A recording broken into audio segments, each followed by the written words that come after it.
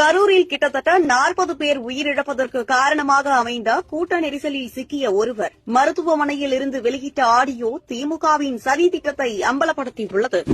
எங்க வீட்லயா ஹாஸ்பிட்டலையா? ஹாஸ்பிட்டல் என்னதான் பேசிட்டு இருக்காங்க? யார் மேல தப்பு? டிஎம்கே வேணுட்டு பண்ணிருக்காங்க. பேஷண்டே இருக்கு, நம்ம அங்கிருந்து பேஷண்ட் அவங்க முன்னாடியே போட்டு என்னாச்சு? முன்னாடியே போட்டு என்ன பண்ணிருக்காங்க? கழுத்தை கழுத்தை மிதிக்கிறது, வயிற்று மிதிக்கிறது. கழுத்தை மிதிக்கிறது, வயிற்று மிதிக்கிறதுன்னா இந்த மாதிரி பண்ணிருக்காங்களா?